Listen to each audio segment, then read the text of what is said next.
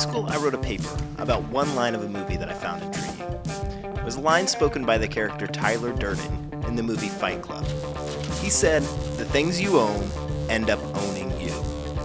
10 years later, and I ran into that quote again, but this time from the original author. You see, that quote came from Saint Cyprian over 1700 years ago. He said simply, his money owns him instead of him owning his money. When I wrote the paper 10 years ago, I talked about having too many guitars and instruments, but that's not what I struggle with today. Today I struggle with being owned by a mortgage, student debt, and a whole bunch of cameras. But if I'm really being honest about what steals my time and attention, it's my devices that are constantly attached to my left hand. I'm professionally on the internet. All my work and a lot of my leisure is brought by the ones and zeros coming through a screen.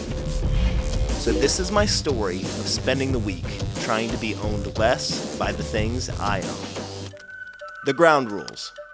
No Facebook, Instagram, Twitter, YouTube, podcast. Phone is used only as a phone. Seems simple and not that difficult. But on the first day, on 4 different occasions, I opened up a new tab and started typing facebook.com. Some good things came of it. I took a kid to the store instead of headphones. Over the week, I got reacquainted with old things and discovered new things. My phone battery lasted all day. I wrote more with a pen and paper. I had more time to think. I prayed a Hail Mary at a stoplight rather than looking at Pinterest. I found other vices to fill in for the ones I gave up. I had a birthday and actually had to enjoy it with the people around me, notification free. Oh, and I forgot to mention, that wasn't the most important birthday this week. This is my son, my baby boy, P.O. Anthony.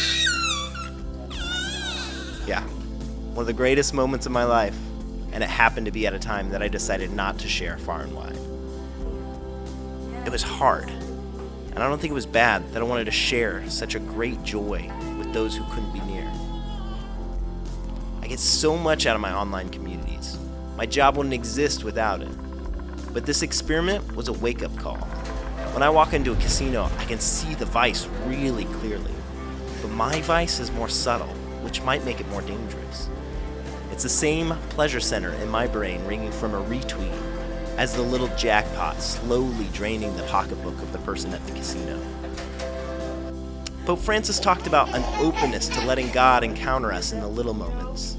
He said to waste time with your children, and I've managed to eliminate almost all the little moments of my day, filling each of them with feeds and podcasts. If I was stealing a candy bar from the store, it would be obvious. I would know just what to confess. But this has been a gradual taking. It was 2 months after I wrote that paper that I signed onto Facebook for the first time. And a few years later, it ended up in my pocket. And it didn't take long to end up within arm's reach 24 hours a day. When I don't leave time to think and reflect, I take away every opportunity for God to guide my life. And I want that back. I'm taking that back. I really didn't miss that much. No one was angry that I didn't respond. I didn't miss out on anything life-changing on YouTube. And I actually made more things.